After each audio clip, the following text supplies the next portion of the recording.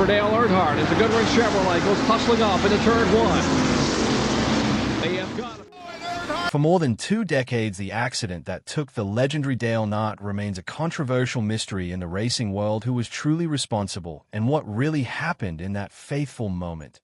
Music. Well, this is huge cause you go hit on now. At the age of 67, Sterling Marlin, the one most heavily criticized, has finally broken his silence. His confession could change everything we thought we knew about NASCAR's darkest day. This is not just a story of loss, but also a journey in search of the truth and redemption. Are you ready to hear the answer? Don't look away. The most shocking truth is about to be revealed. The fateful race on a February day in 2001, Daytona International Speedway gleamed under the Florida sun, and the air was filled with excitement from thousands of spectators. The Daytona 500 was not just a race, it was the pinnacle of NASCAR, where every driver dreamed of leaving their mark. For Dale Earnhardt, that day wasn't just another race, it was an opportunity to defend his honor and support his loved one's teammate Michael Waltrip and son Dale Earnhardt Jr. Before the race began, the image of Earnhardt talking to his team, his eyes full of determination, spoke volumes. He wasn't just an exceptional driver, he was a dedicated team captain, always putting the interests of the team first. This is a team sport today. I want us to stand on top of the podium, he had said before the race. That was the statement of a legend, someone who never backed down from a challenge in the days leading up to the race. Earnhardt's team had worked tirelessly. Every detail of the famous number 3 Chevrolet was meticulously checked, from the powerful engine to the flawless tire system. Everything was ready for Dale to conquer the track with remarkable speed and precision. For Dale Earnhardt, the Daytona 500 held a special personal meaning. After 20 years of relentless effort, he had finally won there in 1998. That was a moment no one could forget. As the 2001 season began, he no longer needed to prove anything. But with his burning love for the racetrack and his desire to continue contributing, he couldn't stay away from the place where legends were made. The atmosphere at Daytona that day was not only filled with excitement, but also with invisible pressure. Dale knew he was facing formidable opponents like Sterling Marlin and Jeff Gordon, drivers willing to do anything to claim glory. The race was not just a story about speed, but a test of willpower and survival. We knew that if we wanted to beat Dale at Daytona, we had to prepare everything. He was someone who never backed down, one opponent had said as the cars revved up, their engines roaring across the track. All eyes were on Dale Earnhardt beneath the helmet. His eyes radiated confidence, the belief that he could make a difference, but no one, not even Dale, could have known that this would be the last race of his life. The fateful moment on the track on February 18th, 2001, the Daytona 500, one of the most anticipated races of the year, witnessed the greatest tragedy in NASCAR history. The final lap of this event became the stage where Dale Earnhardt, known as the Intimidator, played the role not only of a driver but also of a protector for his team. In the final laps, he focused on ensuring a safe position for his teammate Michael Waltrip and his son Dale Earnhardt Jr. as they led the race. As the drivers raced toward the finish line at speeds exceeding 300 kilometers per hour, every movement could determine survival. In the final turn, Dale Earnhardt was running in third place, directly blocking behind to prevent other drivers from passing Waltrip and Jr. Sterling Marlin's car came up from behind, and in an instant a slight collision occurred between Marlin's car and Earnhardt's. That small impact was enough to cause Earnhardt's car to slide off course, pushing him into Ken Shear's car. The two cars collided violently, creating a deadly angle that sent Earnhardt's car crashing into the outside wall at Turn 4. Although from a grand stand on TV, the crash may have appeared to be relatively minor, the impact was devastating. At over 160 miles per hour, about 257 kilometers per hour, the collision created a force nearly 80 times the weight of a human body. Earnhardt's car nearly came to a complete stop when it hit the concrete wall. The force concentrated on the front of the car, leading to a fatal head injury. Despite being buckled in and protected by the basic safety equipment of the time, Earnhardt could not withstand the impact, which caused a skull fracture, leading to his immediate death.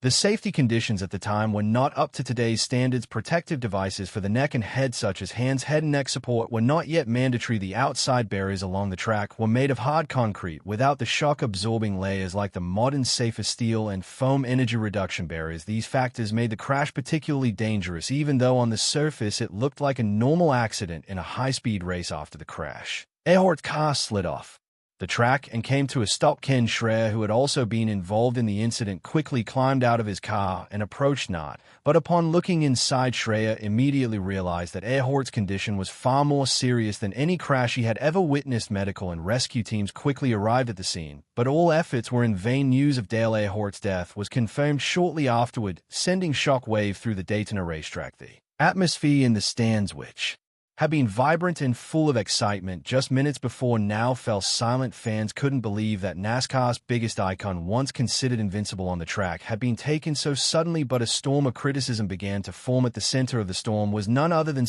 Marlin, who was seen as the closest witness and for many the direct cause of the tragedy. So how did Marlin face this outrage, and what is the truth about what happened that day? Let's dive into this controversial story.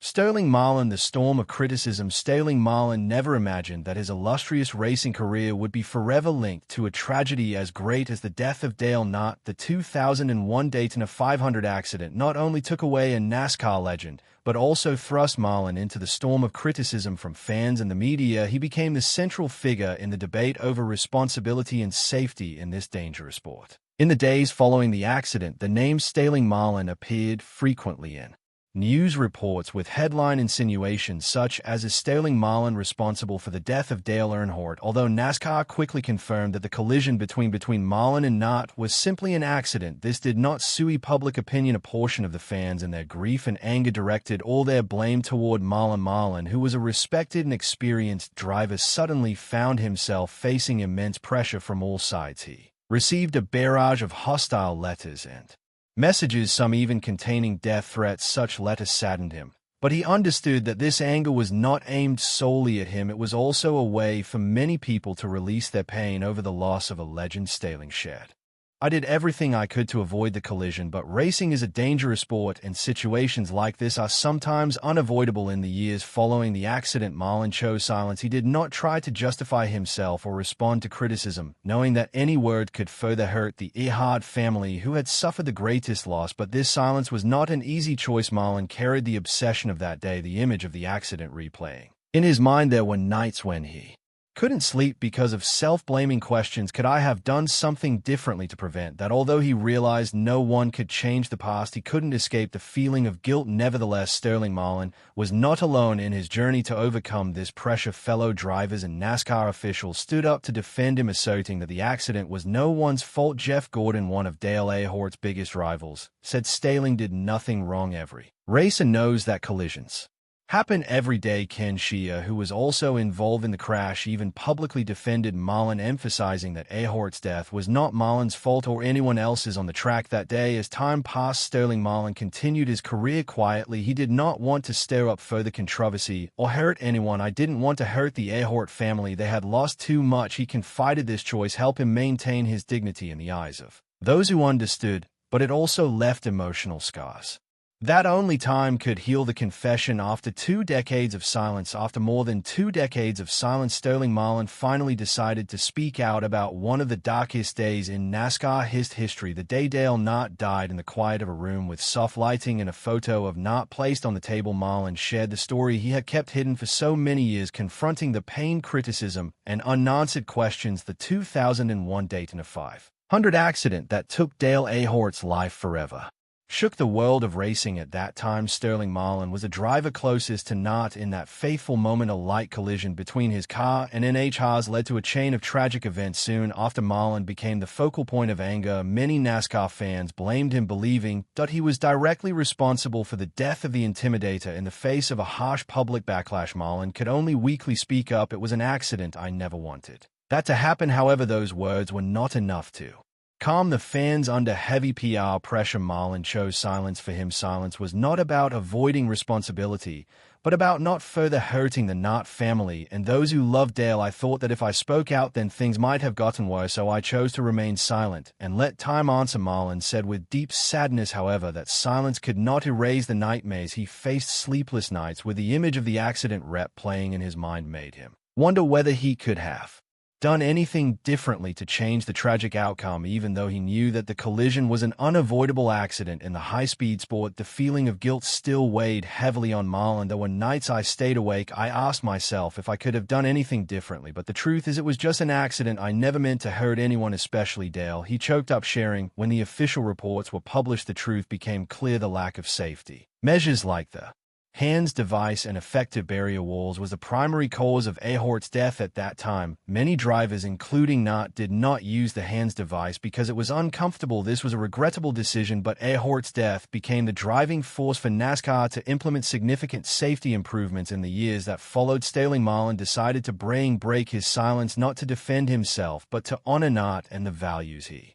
represented. In a calm voice, Marlin remissed Dale was a great driver and a wonderful person. No one can replace him. He also expressed deep gratitude to his family, friends, and those who helped him get through the most difficult period of his life. Marlin's confession not only brought closure to a painful chapter in NASCAR's history, but also showed that even the most tragic accidents can lead to positive change. When asked what kept him going after everything, Marlin simply said, "Dale will always be a part of NASCAR, and I hope what we went through will make this sport better, safer. That's the best way to honor him." When Marlin broke his silence after more than 2 decades, he didn't just share his story, he conveyed a powerful message about resilience, respect, and the lessons learned from loss. This is not just the story of an accident, but with a story of friendship, unity, and the continuation of legacy in the racing world. The person who changed NASCAR history, Dale Earnhardt, known as the Intimidator, is a racing legend whose impact on the sport is immeasurable. Not only was he an exceptional talent on the track, but he also transformed NASCAR from a regional event into a global spectacle. With 76 wins and 7 championships in the NASCAR Cup Series, Earnhardt's achievements place him among the sport's all-time greats. His daring and fearless racing style, characterized by taking risks and collisions, made him a fan favorite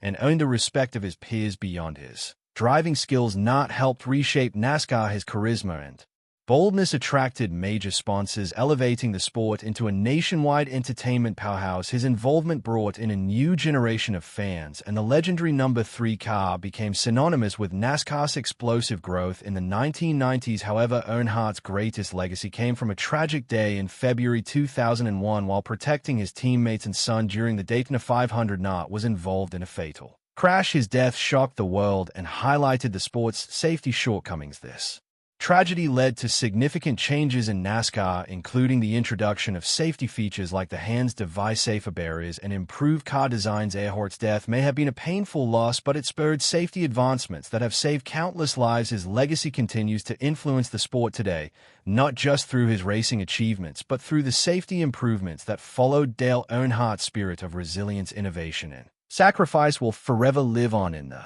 hearts of fans and in the history of motorsport, a legend that will never fade. More than 2 decades have passed since Dale Earnhardt's tragic death, but his legacy continues to live on in the hearts of millions. He was not just a remarkable driver, but also a symbol of strength, determination, and resilience. The image of the number 3 car and his iconic smile remains etched in the memories of those who watched him race, serving as a constant source of inspiration. Dale's legacy also lives through his son, Dale Earnhardt Jr. Every race is more than just a competition for victory. It's a tribute to his father. Dale Jr. once said, "My dad always said nothing is impossible if you don't give up," a lesson that guided both his career and personal life.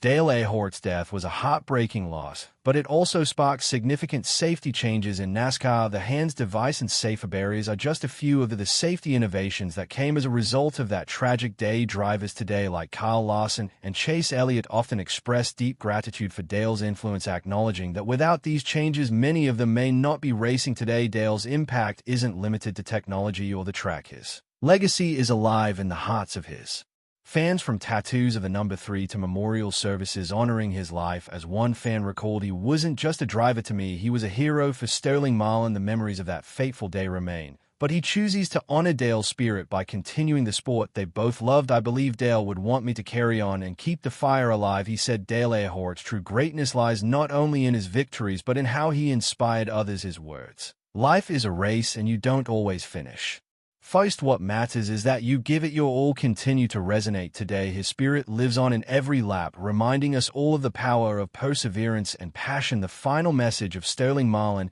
at 67. Sterling Marlin has finally spoken about the tragic day that claimed the life of NASCAR legend Dale Earnhardt. In a quiet room bathed in soft light, Marlin shared his thoughts on the accident and the lasting legacy Earnhardt left behind. Marlin reflected on his close friendship with Earnhardt, acknowledging him not just as a fierce competitor but also as a devoted father and a symbol for an entire generation. I can't change the past, but Dale's life was full of meaning. Marlin said the memories of Earnhardt's iconic half-smile and his relentless drive remain vivid in Marlin's mind. Dale always gave his all. Marlin recalled his message was simple: live fully, never stop giving, and love the sport with all your heart. This resonated deeply with Marlin, not just as a driver but as a tribute to the sport itself. Earnhardt's death was a pivotal moment for NASCAR, leading to major safety reforms like the hands device and safer barriers. Marlin emphasized that while Earnhardt's sacrifice was devastating, it ultimately saved lives. He changed NASCAR forever, Marlin said, and that's how he should be remembered. Marlin expressed his gratitude to Earnhardt, saying, "Thank you for making me a better driver and a better person." He also urged fans to cherish every moment,